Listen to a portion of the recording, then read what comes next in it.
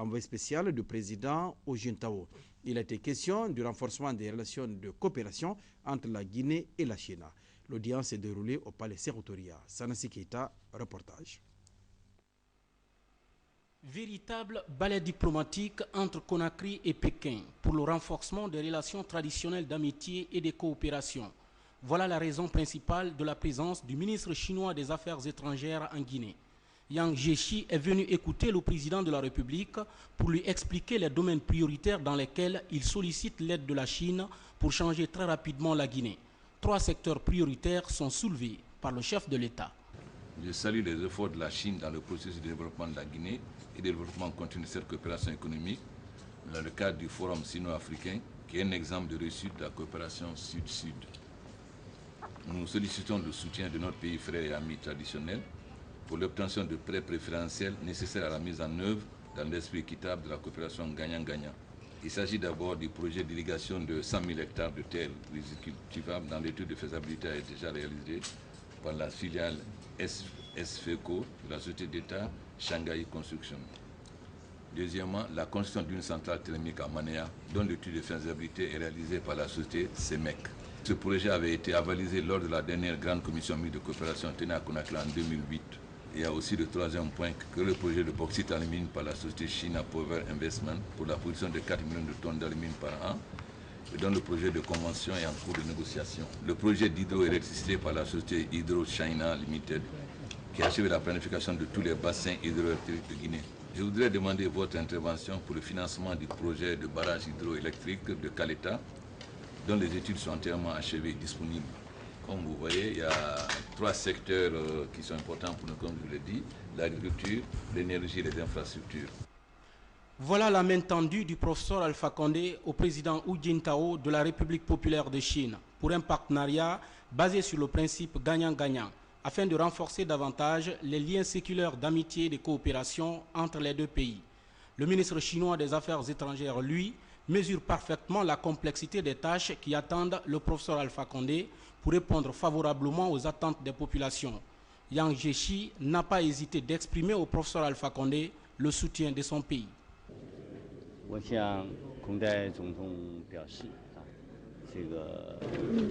J'ai dit au président que la Guinée est déjà entrée dans une nouvelle période historique et nous souhaitons que le peuple guinéen puisse travailler d'arrache-pied sous la conduite du président Alpha Condé pour remporter des succès sur la voie de développement économique et social. J'ai également dit au président que le peuple chinois restera à jamais ami, partenaire. Nous sommes prêts à continuer à intensifier les échanges et les visites de haut niveau et à accroître la coopération concrète entre nos 2 pays dans tous les domaines. Nous continuerons à accorder notre aide à la Guinée dans la mesure de nos moyens. Dans le même temps, nous sommes prêts à renforcer la coopération économique et commerciale entre les 2 pays et nous allons également continuer à encourager les entreprises chinoises à venir installer en Guinée. La coopération entre la Chine et la Guinée est bien partie et nous pensons que cette coopération a devant elle large perspective dans tous les domaines, infrastructures, électricité, approvisionnement en eau, télécommunications, agriculture, culture, éducation, santé, etc. Le président Alpha Condé s'est montré également très favorable au maintien des échanges et de visites de haut niveau et au renforcement de la coopération mutuellement avantageuse entre nos 2 pays. En témoignage de l'amitié du peuple chinois envers le peuple guinéen, j'ai signé avec des ministres guinéens des accords concernant l'octroi par la Chine à la Guinée un don de 150 millions de yuan RMB et un prêt sans intérêt de 20 millions de yuan RMB pour les projets convenus des 2 parties. Je pense que grâce aux efforts conjoints de part et d'autre, ma visite en Guinée a été une visite utile, constructive et fructueuse. Le chef de l'État a également sollicité auprès du président Hu Jintao, par le biais de son ministre des Affaires étrangères, l'organisation de la grande commission mixte bilatérale de coopération entre la Guinée et la Chine, courant mars à Conakry. histoire de mettre en place un nouveau cadre de coopération pour satisfaire de nouvelles exigences dans les relations entre les deux pays. C'est pour matérialiser donc ces relations d'amitié et de coopération que le président de la République a décoré l'envoyé spécial du président Hu Jintao en l'élevant à la dignité de grand officier de l'Ordre national du mérite de la République de Guinée pour sa contribution de qualité au renforcement de l'amitié sino-guinéenne. La première dame de la République a aussi reçu les femmes des communes de Conakry et celles du village de Baro. Elles étaient venues dire à Mme Condé Guéné-Sarankaba qu'elles soutiennent les actions du gouvernement pour une Guinée unie et prospère. Le reportage est signé Adama Magasouba. La salubrité à Conakry, une question brûlante qui préoccupe la première dame de la République. À propos, Mme Guéné Condé a rencontré en début de week-end à Matam les femmes des 5 communes de Conakry. Venues des 4 coins de la capitale, ces braves femmes ont à l'unisson réaffirmé leur volonté de soutenir le vaste programme de réforme du gouvernement et cela tout en préservant l'unité nationale et en consolidant la paix sociale. Nous nous sommes engagés à soutenir le programme de société du chef de l'État et lui disons que nous sommes d'accord avec son slogan d'intérêt national de changer la Guinée ensemble. C'est pourquoi, au nom de toutes les femmes de la ville de Conakry, je vous réaffirme notre ferme volonté de soutenir le vaste programme de réforme de la vie de notre nation et vous dire merci pour votre engagement personnel pour les droits et devoirs des femmes, surtout en ce qui concerne le renforcement de la paix, l'autosuffisance alimentaire et l'assainissement de la ville de Conakry, capitale de la République de Guinée. Excellence Madame la Première Dame, nous voudrons enfin, au nom de toutes les femmes de Conakry, prier Dieu le Tout-Puissant Allah de donner à votre cher époux et son gouvernement l'énergie et la force nécessaires pour accomplir leur mission noble.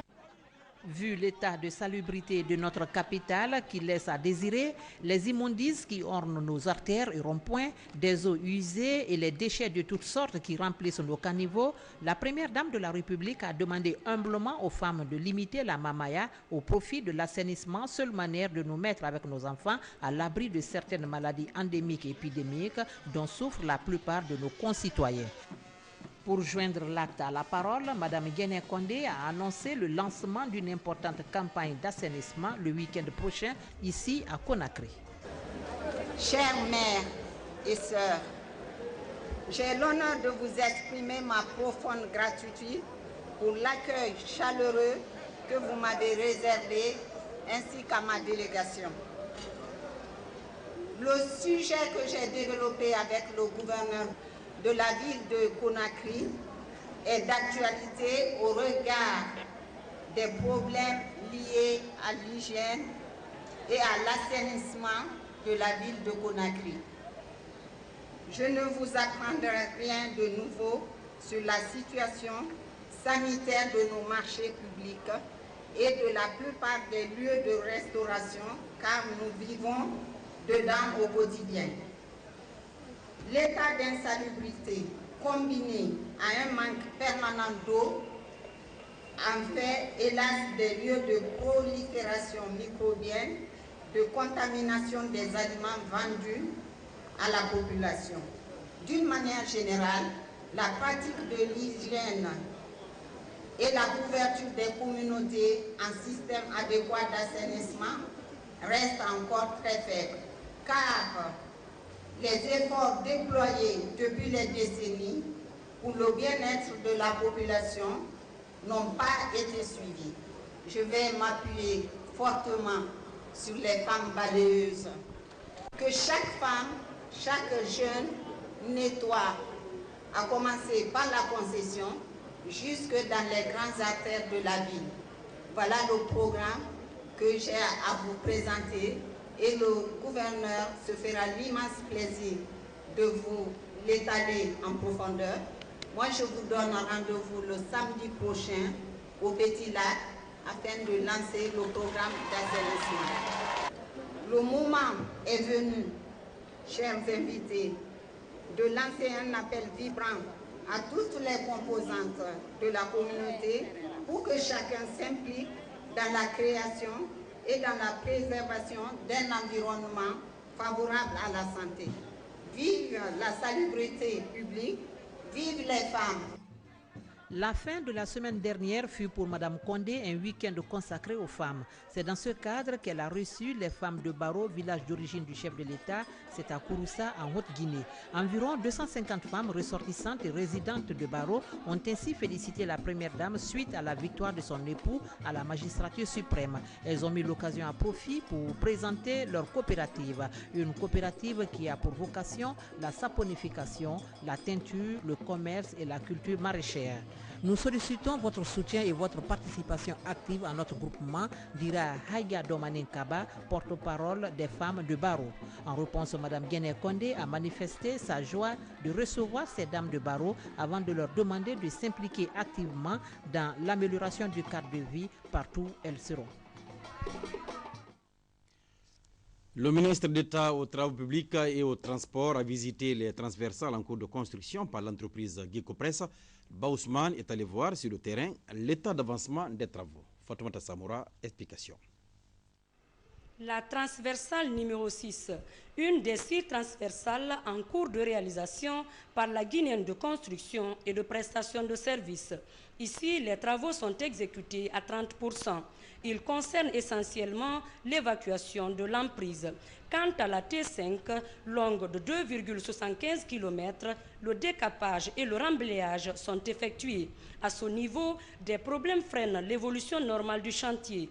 Ces constructions anarchiques sont visiblement dans la chaussée. À cela s'ajoute le déplacement des réseaux souterrains de la SEG et de la Sotelgui. La T5, nous avons un pont à construire et ça ne concerne que la partie sud.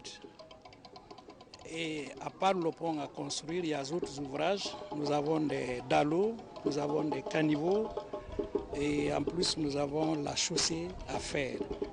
Depuis que nous avons commencé, on n'a pas reçu de paiement, donc c'est ce qui joue sur nous parce que nous travaillons sur le préfinancement. Comme pour se rassurer de la capacité de Gecopress à réaliser ces 30 km de route dans le délai contractuel et selon les normes internationales, le ministre d'État aux Travaux publics et aux Transports s'est rendu sur les bases logistiques de Kagbele et Matam. Baousman a été impressionné par ces unités de production de bitume. Elles ont une capacité cumulée de 200 tonnes heure, de quoi approvisionner d'autres entreprises de BTP. Nous avons la capacité de faire 8 à 10 km par jour. Nous avons une centrale de la dernière génération. Elle est équipée des microprocesseurs. Donc il suffit de la programmation. Nous avons tout de suite la qualité que nous voulons. Nous avons la parfaite maîtrise de nos mélanges, de nos produits finis. Lancée en avril 2010 pour une durée de 30 mois, la construction des transversales 5, 6, 7, 8, 9 et 10 suscite de l'espoir chez les populations riveraines. Mobilisation spontanée, chants et danses improvisées ici sur la T7. Expression populaire du souhait de voir se réaliser enfin ces routes secondaires dans la capitale. Comment résoudre le sempiternel conflit entre agriculteurs et éleveurs en Guinée? La question était récemment en débat au ministère de l'Élevage lors d'une réunion interministérielle. C'est une rencontre qui a regroupé les ministres en charge de la sécurité, de l'agriculture, la justice, l'élevage et l'administration du territoire. Il s'en est sorti des propositions pouvant créer un climat de bon voisinage entre agriculteurs et éleveurs. Falilou Diallo, reportage. Comment résoudre l'éternel conflit entre agriculteurs et éleveurs en Guinée? C'est la question que tente de répondre ce cadre de concertation interministérielle entre les acteurs impliqués dans la gestion du conflit. Depuis quelque temps, le conflit agriculteurs-éleveurs prend une proportion inquiétante. Si la préfecture de Kindia semble être la plus affectée, les préfectures de Boki, Forekaria, Kirwane, Farana, Dabola, Beila, Bofa, Kissidougou, entre autres, sont également concernés.